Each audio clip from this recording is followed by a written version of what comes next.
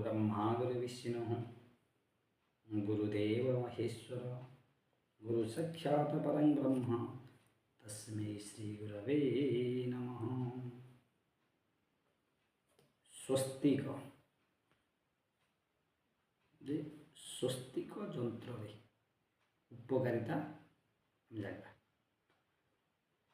स्वस्तिक यंत्र है ग्रह बृहस्पति महाग्रह। बृहस्पति महाग्रह उद्दिष्ट स्वस्तिक यंत्र भूत आकाशभूत तार स्थापनार विधि कांथरे अंका जाई परिबो किंबा टंगा जाई परिबो। स्वस्तिक यंत्र आपण कांथरे नाली सिंदूर आंकी पारिबे किंबा टांगी देई पारिबे। आपण तैयारी करबा केउ दिगरे कोन कले ताहा में कि फल मान पाइबा।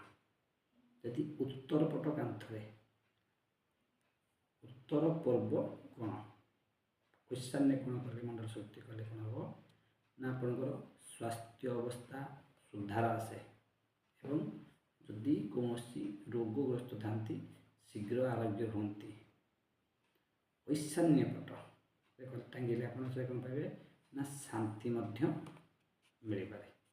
ठीक पूर्व दक्षिण पटरे आप स्वस्तिक यंत्र आंकुचंती ताहले आपण उत्तेजना राग स्वभाव शांत आसी थाए। पूर्व दक्षिण पूर्व दक्षिण कले शांति आपको आसी थाए।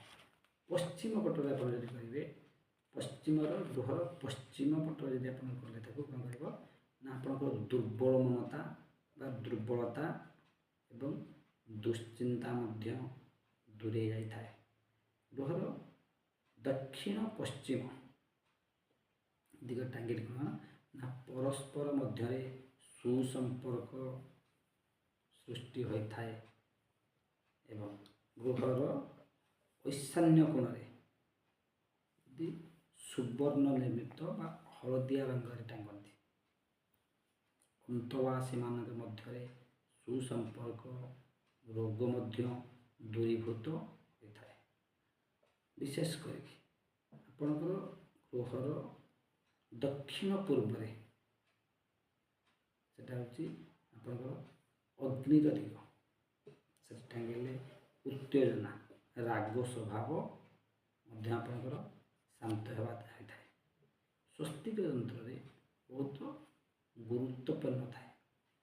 कपर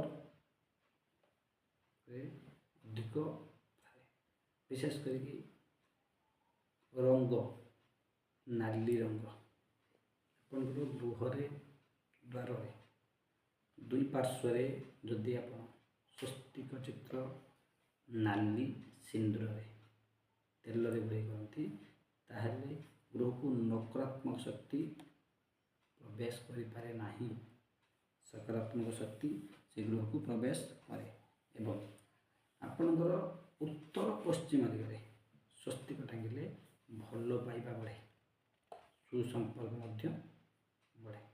स्वस्तिक यंत्र हो बृहस्पति उद्दिष्ट जदि विवाह कौन कन्यार विवाह विलंब हो शोइथिबार खट उपरे सीधारे कांथरे स्वस्तिक यंत्र टांगुंट ताले विवाह शीघ्र होता है।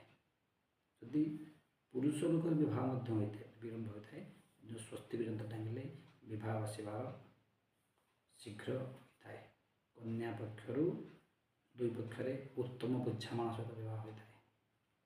आज जानिले स्वस्तिक यंत्र उपकारिता आगे जानवे विभिन्न यंत्र उपकारिता जानापी आपण मानकर प्रिय चैनल आरके वास्तुपचार को सब्सक्राइब करनी जदि कौन विषय जानापी जदि तले दि जाइथिबा नंबर रे जोगाजोग करी आपनकर असुविधार बा समस्यार सम्मुखीन जान। जय जगन्नाथ।